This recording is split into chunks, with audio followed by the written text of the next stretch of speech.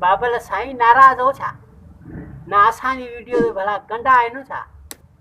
न न मौला तव्हांखे हयाती ॾे, असांजी वीडियो बि ॾिसो, भली तव्हांखे न वणे त कमेंट में गारियूं ॾिनियूं हलिया वञो। जेकॾहिं वीडियो वणियो त बाबल साईं पोइ असांजे चैनल खे बि सब्सक्राइब कजो। असां बि माण्हू आहियूं यार, असां बि तव्हांजी सपोर्ट जे लाइ परेशान आहियूं, ईअं न कयो बावला।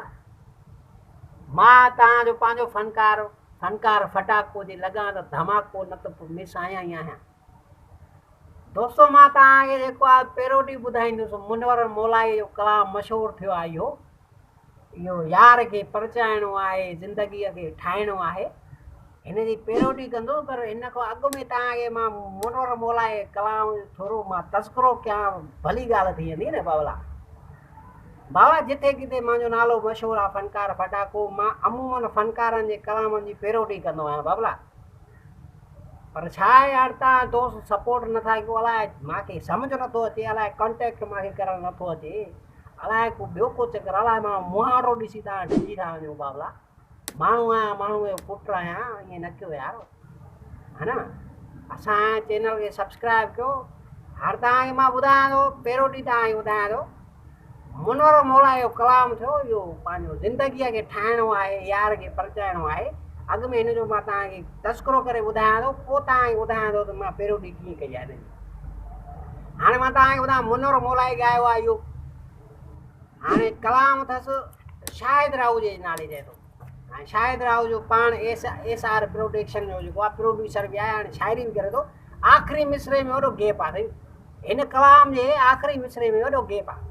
हाणे जे राहू जो चए, शाहिद राहू जो ॿधंदुसि मां ॿाहूं, है न, पोइ वरी माना करे ईअं उहे, इहो न अथसि। शाहिद राहू जा आऊं, शाहिद राहू जा आऊं, ॿधी ॿींदुसि ॿाहूं।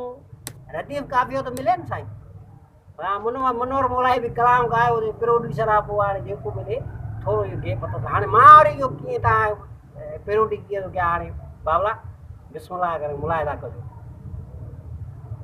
उम्मीद आहे दलाल में पिरी कंदो तोखे घोट, घोरींदो साईं मां नोट, इश्क में आशिक चनो चए हो केस बि हणंदासे, तोखे मेहंदी बि हणंदासे, ओ दोल बि खणंदासे, अंधा झुमर बि हणंदासे, तोखे परणाइणो आहे, तुंहिंजी ज़िंदगीअ खे ठाहिणो आहे। तोखे मेहंदी बि हणंदासे, तोखे केस बि हणंदासे, झुमर बि हणंदासे, अदा ढोल बि खणंदासे, तोखे जो परणाइणो आहे। हाय हाय तुंहिंजी ज़िंदगीअ खे ठाहिणो आहे।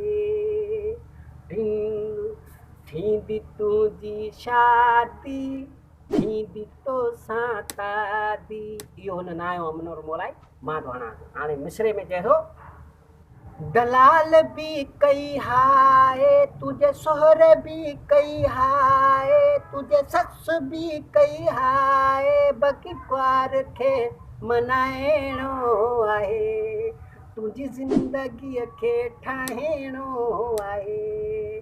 तोखे केस बि हणंदासे, तोखे मेहंदी बि हणंदासे, ढोल बि खणंदासे, ॾाढियूं झुमरियूं बि हणंदासे, तोखे जो परणाइणो आहे, तुंहिंजी ज़िंदगीअ खे ठाहिणो आहे, तुंहिंजी ज़िंदगीअ खे ठाहिणो आहे। दोस्तो जेकॾहिं मुंहिंजो कलाम तव्हांखे वणियो आहे त प्लीज़ असांजे चैनल खे आशिक़ नवाज़ कॉमेडी खे सब्सक्राइब ज़रूरु कजो, ऐं जेको आहे बेल जे आइकन खे बि ज़रूरु टाइप कजो, छो त इंशाअल्लाह मां फनकार फटाको, मां तमामु फनकारनि जा अहिड़ा मशहूरु कलामनि जी पेरोडी करे हणी हुननि जा ॼंगू पेर भञी कलामनि जा तव्हांजी ख़िदमत में पेश कंदुसि। तेसी ताईं मूंखे ॾियो इजाज़त। जाॾे पेर ताॾे ख़ैर। हा तुंहिंजी ज़िंदगीअ खे ठाहिणो आहे।